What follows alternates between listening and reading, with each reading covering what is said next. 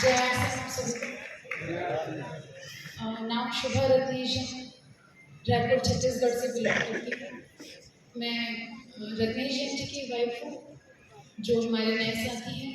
या मैं उन्हें बताना चाहूँगी, रत्नेश जी एक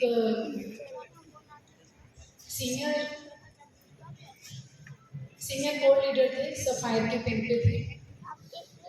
और मैं क्योंकि इस बिजनेस की अब नेक्स्ट जनरेशन, और रत्नेश जी के बाद में मुझे ये पेन ट्रांसफ़र की गई।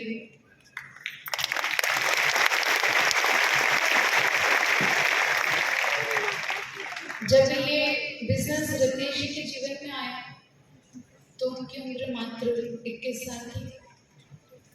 एक 21 साल के युवा ने इस चीज़ को निर्धारित किया कि किस तरह उन्हें अपने जीवन को बदलना है। उसका सबसे बड़ा शायद कारण ये था कि पारिवारिक जो इनकम थी उस समय मात्र 7,000 रुपये थी। 7,000 रुपये एक पारिवारिक इनकम बड़ी कम हुआ करती है, जहाँ पे दो बड़ी बहनें, माता पिता खुद रहना, संघर्षों से भरा जीवन जीना आसान नहीं होता। तभी शायद इतना मुश्किल काम रत्नेश जी कर पाए थे कि मात्र 21 साल की उम्र में वो ये निर्धारित कर चुके थे कि उन्हें ये बिजनेस करना है, और इतनी शिद्दत से उन्होंने किया था। मात्र 3 महीने में रॉयल्टी थी, 10 महीने में टेक्निकल थे,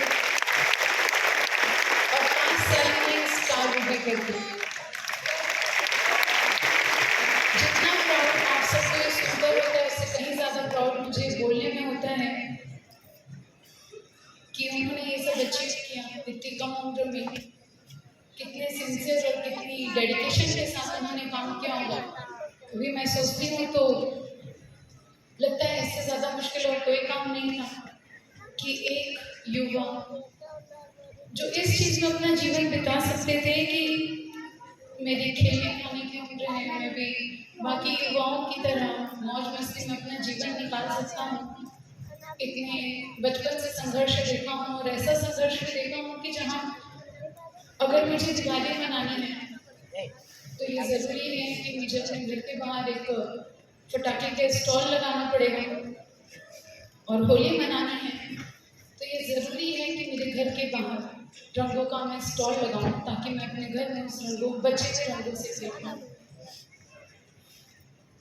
ये परिवार की सच्चाई को एक्सेप्ट करते हुए उन्होंने ये इस तरह से काम किया। जिस दिन उनके जीवन में आरसी आया होगा ना, मुझे लगता है उस दिन भगवान के उन पे नजर रही होगी।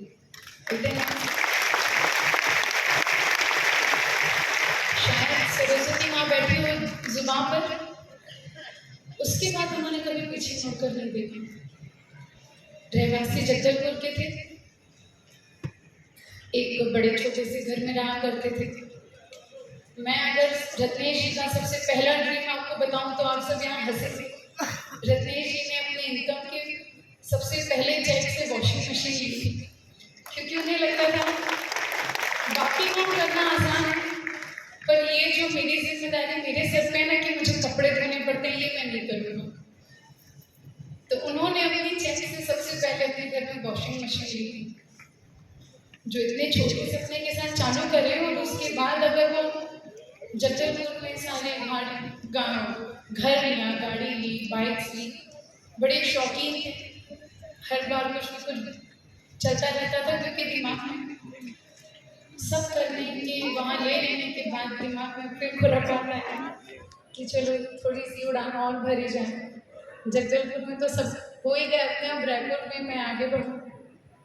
उन्होंने 2007-8 में रायपुर शिफ्ट हो गए थे, और 2009 में हमारी शादी हुई थी। सितंबर 2009 में ही रत्नेश जी का सफायर लेवल आ चुका था। सबको लग रहा होगा इतनी सारी कहानियों का कारण क्या। सिर्फ आपको ये बताना चाहती हूँ कि एक रीजन था और एक विजन था कि जो परिवार में सिक्योरिटी नहीं थी, जो परेशानियाँ थी, वो मेरी आगे आने वाली पीढ़ियों तक नहीं चल सकती। जो है वो मेरे बच्चे नहीं जिए। इससे ज़्यादा प्राउड की बात ना एक लड़की के लिए कुछ नहीं हो सकती कि आपने एक ऐसे लड़के से शादी की है जो सेल्फ मेड है, जिसने कभी किसी की सहायता नहीं ली अपने किसी भी जीवन में आगे बढ़ने के लिए या अपने जीवन में कुछ पाने के लिए। हम सिक्योरिटी की बात करते हैं,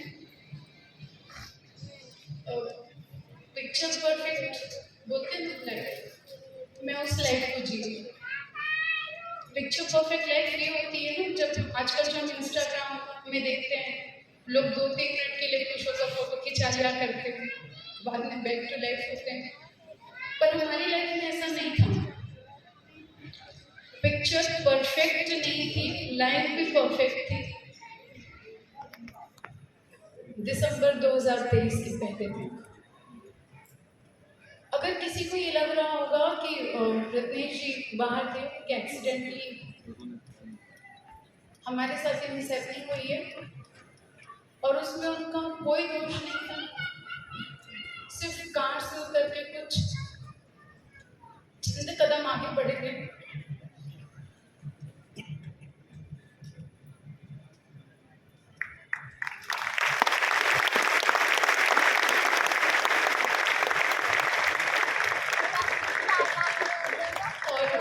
पीछे से किसी बाइक पर हिट किया था।